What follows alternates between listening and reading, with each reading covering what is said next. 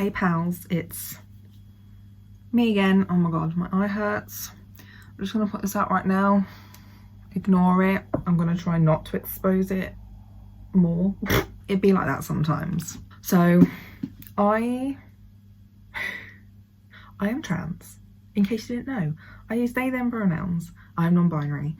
And I loved the Harry Potter universe and everything that it gave me, but J.K. Rowling can suck a fat dick and she needs to be deplatformed.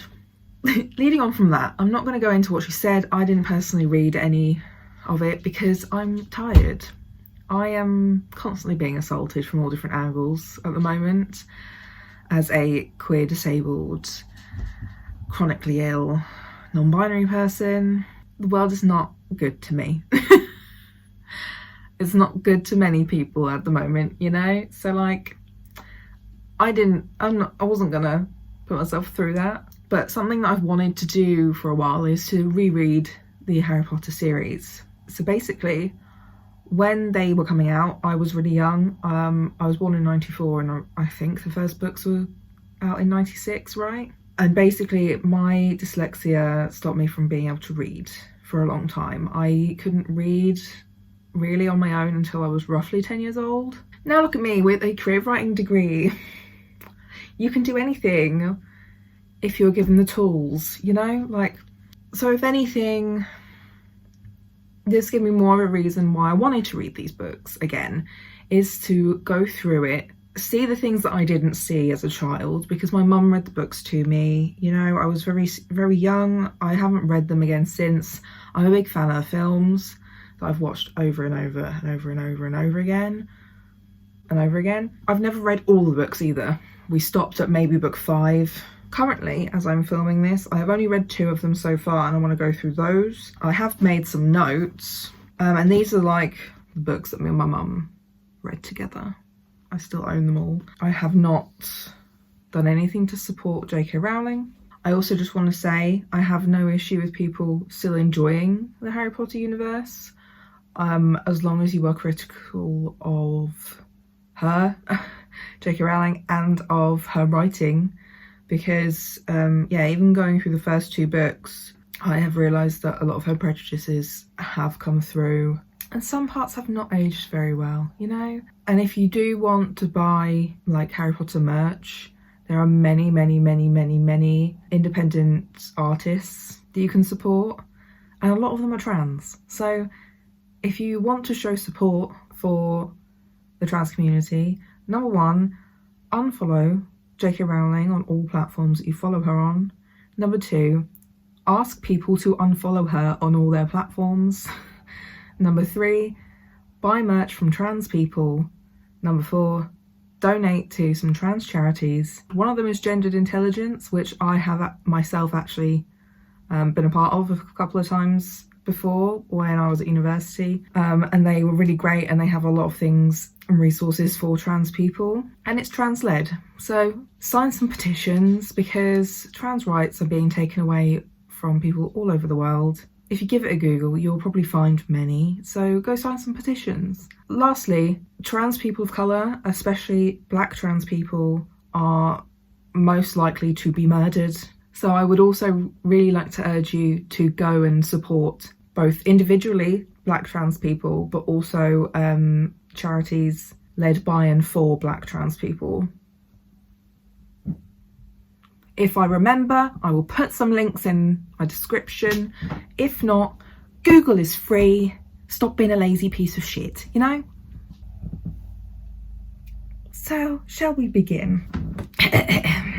My first note that I made was on page 19. I didn't realise the Dursleys were blonde, and it definitely screams Nazi to me. Don't know whether that was on purpose or what, but just want to say, maybe think of the Nazis, which is a good start. I know they're the evil ones, and they're the ones that you're not supposed to like, but also, do they have to resemble Nazis so much? Probably not. And then also, a couple of pages later, where it's talking about Harry's messy hair and how it's too messy for the Dursleys. It really does sound a lot like black hair, because that's what white people say all the time about black people's hair, that it's messy and it's ugly and it is wild and, you know, all these gross things that are, one, untrue, and two, just really harmful.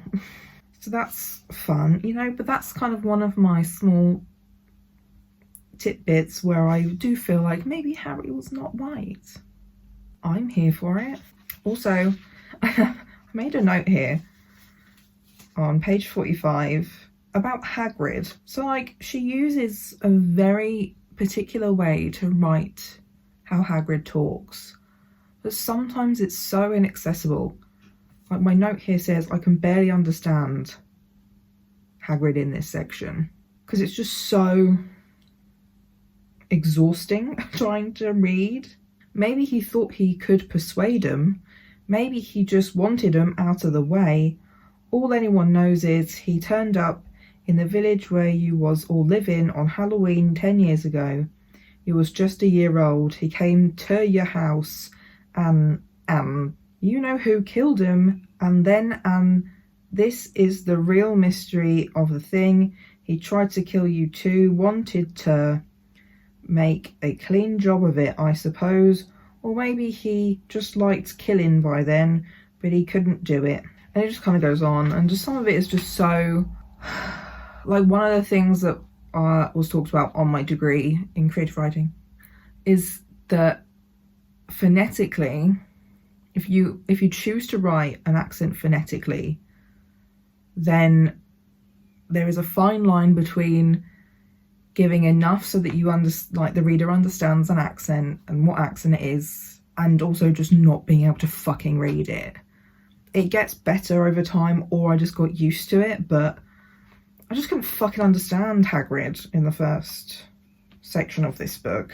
And then we have the goblins of the bank. We all know, we've all heard about this, and how this is very clearly reflective of Jewish people, using very awful stereotypes. Short, I'm not sure what a swarthy, clever face is. Pointed beard, very long fingers of feet. Yeah, just the most stereotypical Jewish Jewish coding. Are not very nice characters. Also deeply rude. And then there's the section where Harry first meets Malfoy when they're getting their robes, where he's talking about Hagrid. I heard he's sort of a savage. We've heard that kind of words, like those kind of words used before. And every now and then gets drunk, tries to do magic and ends up setting fire to his bed. Why is he with you? Where are your parents? They're dead. Oh, sorry. But they were our kind, weren't they? They were a witch and a wizard, if that's what you mean. I really don't think they should let the other sort in, do you? They're just not the same.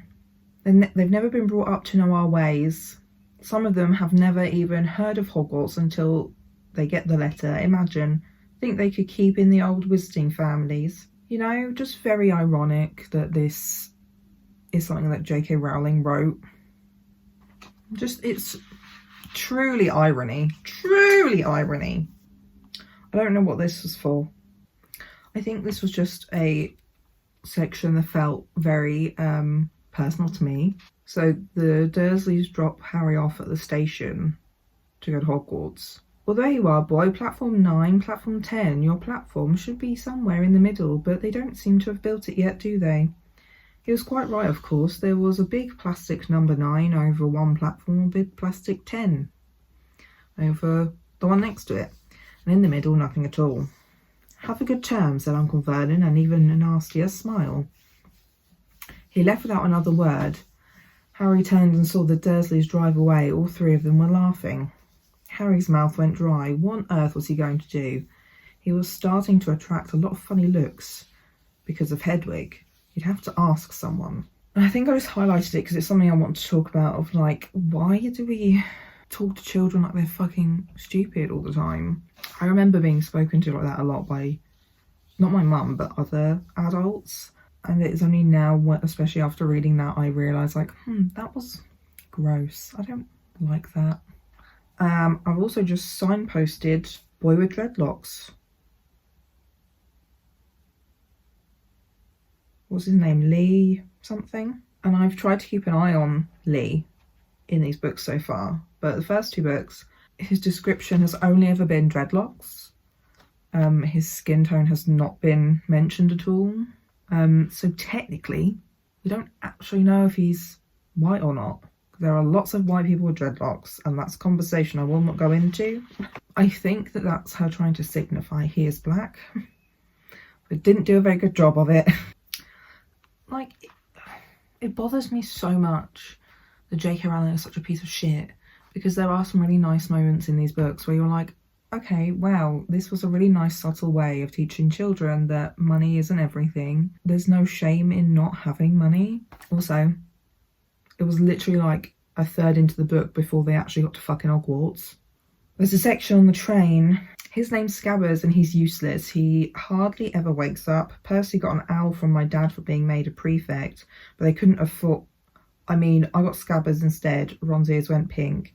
He seemed to think he'd said too much because he went back to staring out the window. Harry didn't think there was anything wrong with not being able to afford an owl. After all, he'd never had any money in his life until a month ago. And he told Ron all about having to wear Dudley's old clothes and never getting proper birthday presents. This seemed to cheer Ron up. And until Hagrid told me, I didn't know anything about being a wizard or about my parents or Voldemort. You know, like, it's small moments like that have now been tainted. And I signposted this section where he got the chocolate frog. Albus Dumbledore, currently headmaster of Hogwarts, considered by many the greatest wizard of modern times. Professor Dumbledore is particularly famous for his defeat of the Dark Wizard Grindelwald in 1945, for the discovery of 12 uses of dragon's blood, and his work on alchemy with his partner, Nicholas Flamel. Professor Dumbledore enjoys chamber music and 10-pin bowling. So I just wanted to put that out there. That sounds gay to me.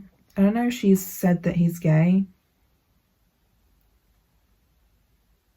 Where? That's the most I got out of 2 books. So I'm headcanoning that he was in a polyamorous relationship with Nicholas Flamel and his wife. And they lived happily ever after and parted ways when they died, you know? So that's my headcanon, is Dumbledore is polyamorous and gay. So that's it. Then we have more of that Nazi shit. You'll soon find out some wizarding families are much better than others, Potter. You don't want to go making friends with the wrong sort. I can help you there. Almost word for word for the film.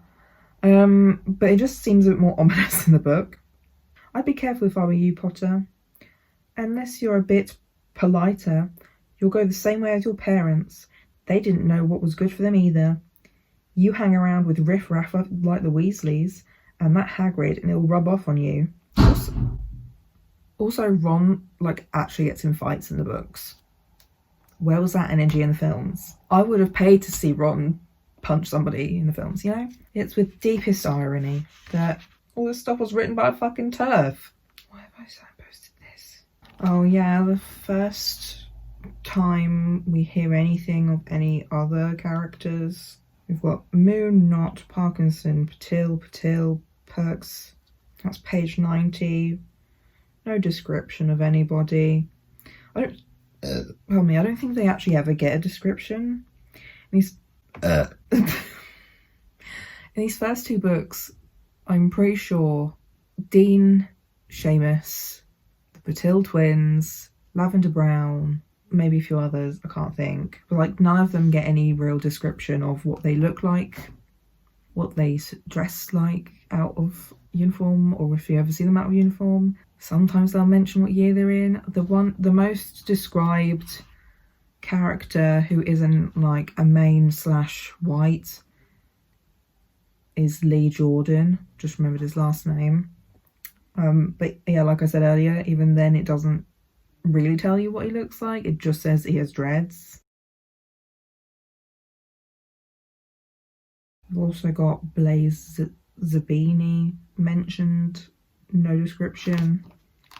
And there's some stuff about Quirrell that I didn't ever know, that I find a little bit weird. So he fought off a vampire in Romania. He wears a turban. I mean, obviously, if you've seen the film, he wears a turban in films. I don't think I've known any white people to wear turbans. I could be wrong, and I probably am wrong. But, you know, just one of those things where you're kind of like,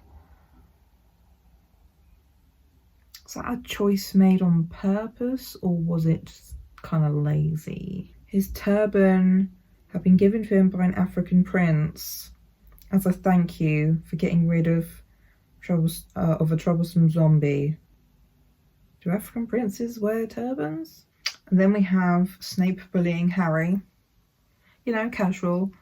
Like maybe a 40-something-year-old man bullying a 11-year-old boy. Normal. Also ignoring other members of the class. Oh, this is why I signposted this bit. Okay, so obviously there's a lot of Seamus and Dean shippers, and I am one of them. And I just thought this was really funny, the way it was written. I don't know, said Harry quietly. I think Hermione does though, why don't you try her? A few people laughed. Harry caught Seamus's eye and Seamus winked.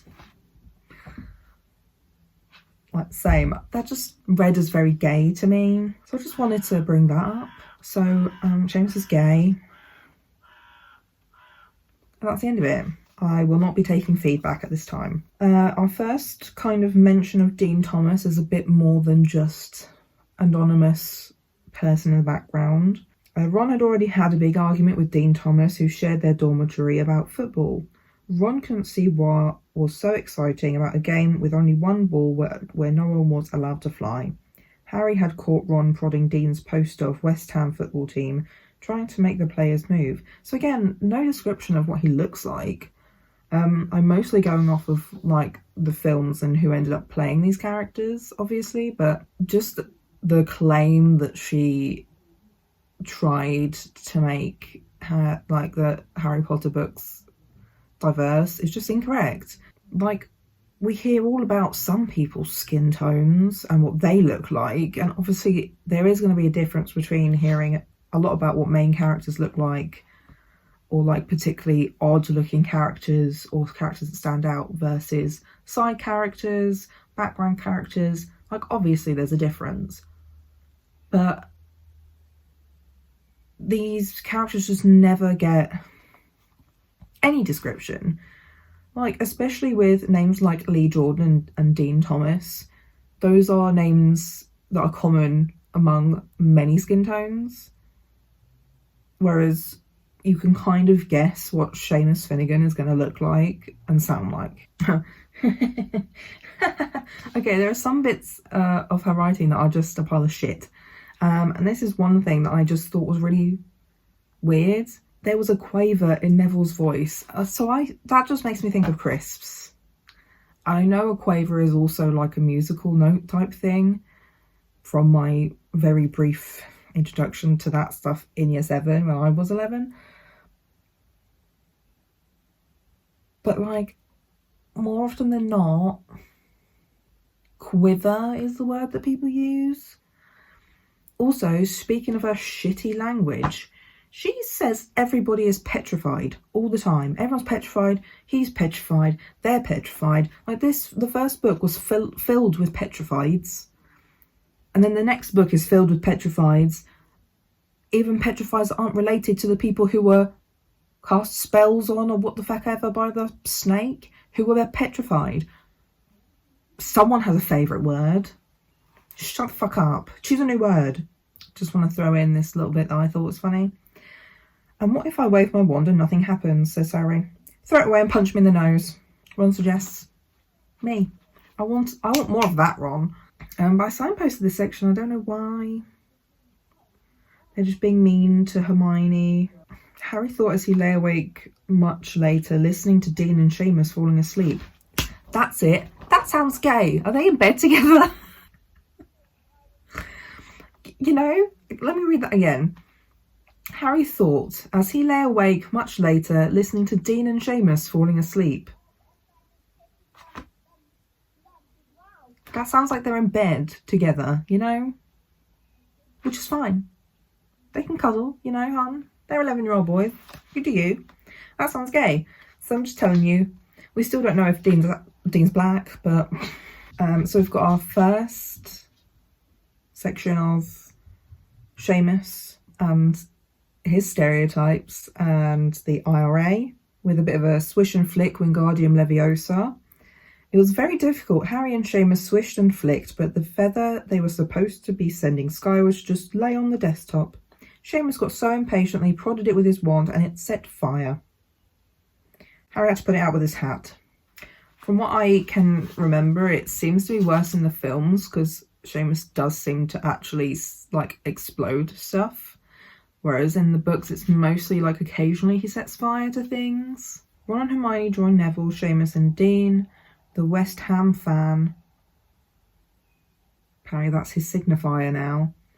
In the top row, as a surprise for Harry, they had painted a large banner on one of the sheets Scabbers had ruined. It said, Potter for President, and Dean, who was good at drawing, which I also didn't know, had done a large Gryffindor line underneath.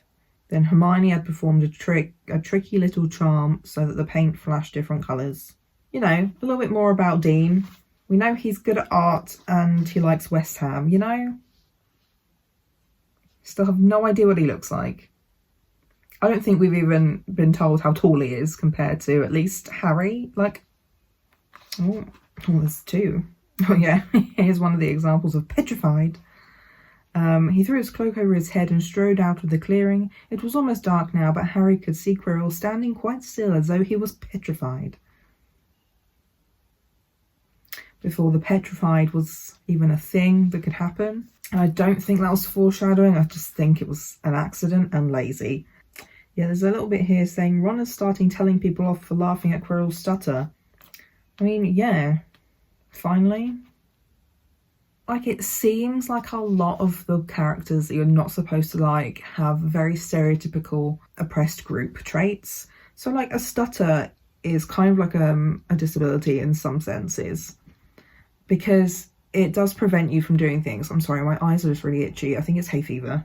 Yeah, it makes things difficult when you have a stutter. So there's that, and then a lot of the people that we don't like are fat and ugly. Like, their descriptors are being fat and being, like, stereotypically not attractive.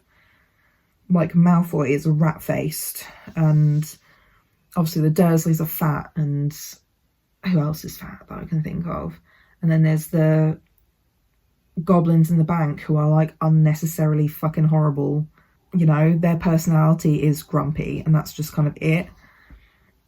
And they all have very stereotypical, like, Jewish traits. And, like, I haven't read this one yet, but when we see Mad Eye Moody, for one, he's called Mad Eye Moody. He has a fake eye. He has a glass eye. He has a bit of a limp. And I think he uses, like, a walking stick wand kind of thing. You know, like, it's just so predictable that all of the characters that we're supposed to not like have characteristics of oppressed groups. There's also a reference to goblin rebellions in this book. Ron and Hermione kept to themselves, working late into the night, trying to remember the ingredients in complicated potions, learn charms and spells off by heart, memorise the dates of magical discoveries and goblin rebellions. So I don't know whether that's ever mentioned again, maybe when Hermione is trying to, like, free the house elves. But that was something that I found interesting, that there was a reference to goblin rebellions, but then no further information about that. And colour coding as fuck. So what are they? The horsemen. Centaurs. So there are 3 centaurs that turn up in this first book to help Harry. And there are 3 different colours. One of them is black, and he is grumpy and doesn't want to help Harry. The other one is brown, who is kind of like a grey area. Oh, I don't really know. The other one is Firenze, who is white, who wants to be a valiant steed, the White Knight, to Harry, and he wants to help Harry. Like, it's so see-through Like, I'm glad that didn't carry on into the films and that Firenze is just a fucking brown horse. But just that colour coding alone, like, is something that is being talked about quite a lot online whilst I'm filming this because of the Black Lives Matter movement, that a lot of phrases come from stigmatising black and black people and then kind of like idolising white and white people, you know? So like I said, white knight, blackmail, you know? Things like that. So just the fact that she did that in this book so easily. Okay, so this was just kind of like a nice thing that I didn't know and I just wanted to mention. I know that Hagrid gives Harry a photo album because obviously he has no idea what the fuck his parents look like and all that shit, except from when he looked in the mirror. But apparently sent owls off to all your parents' old school friends asking for photos, knew you didn't have any. Do you like it?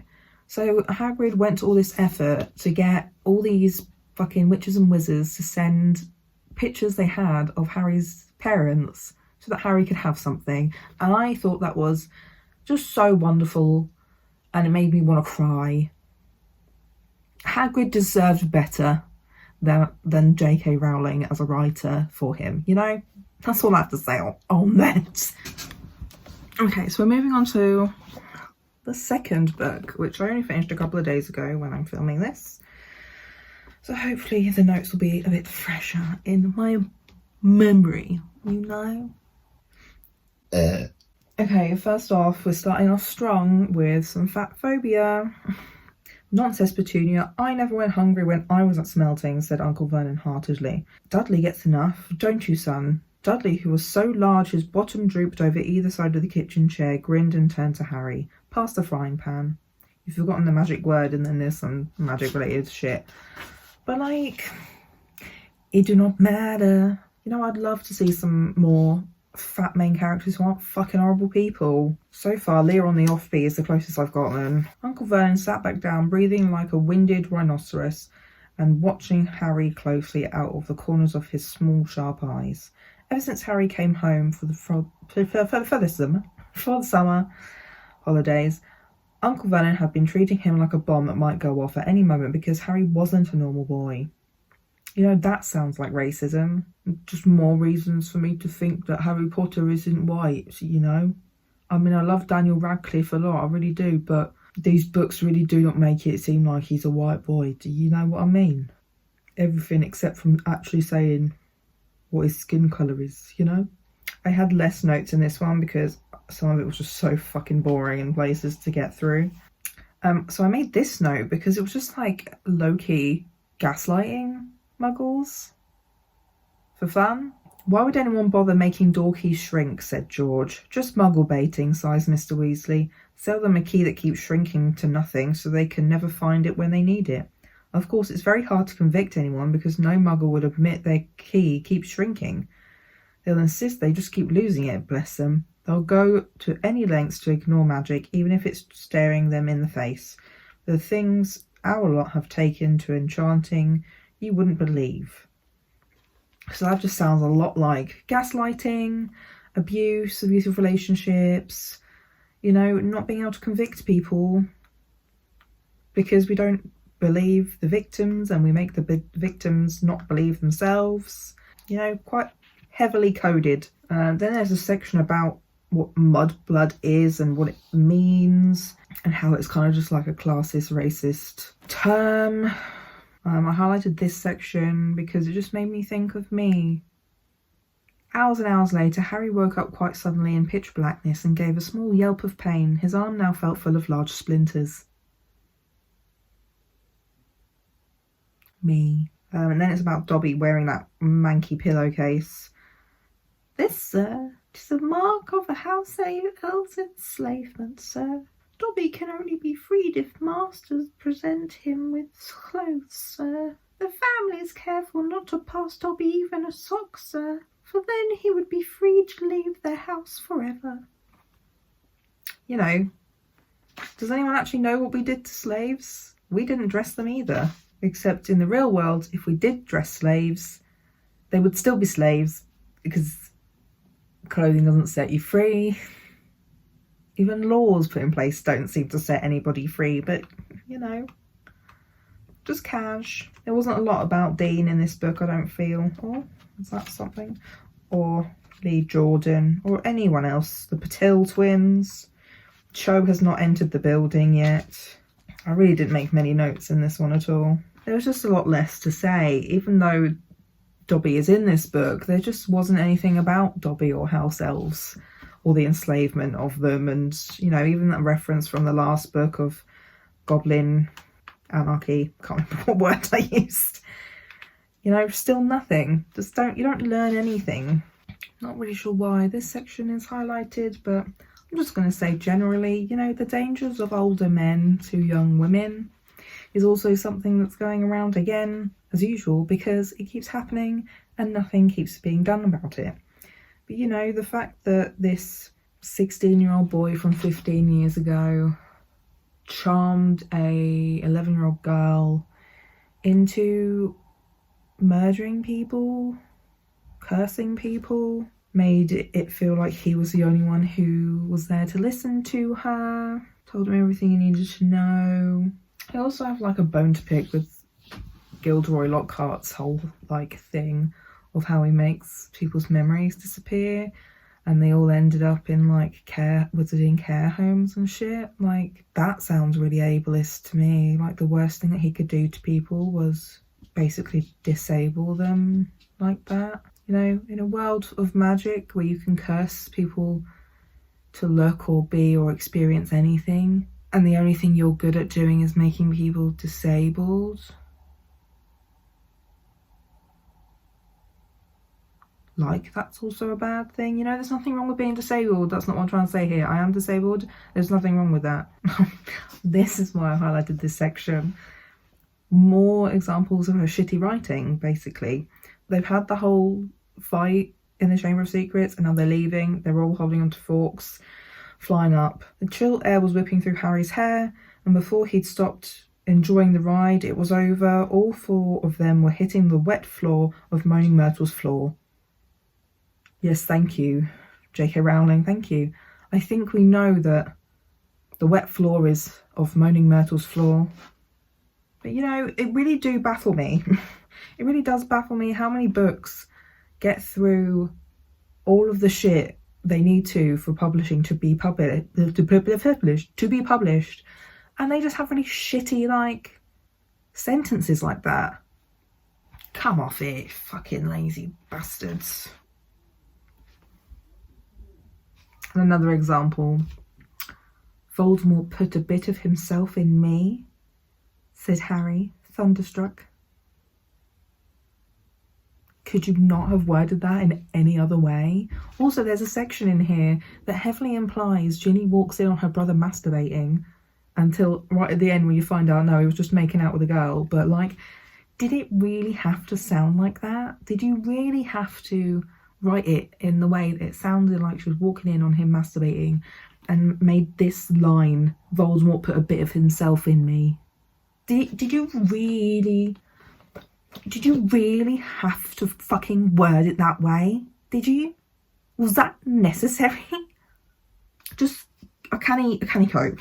Can he cope? I think that's pretty much that's it for the first two books. I'll see you with the next ones. This has been long. See ya.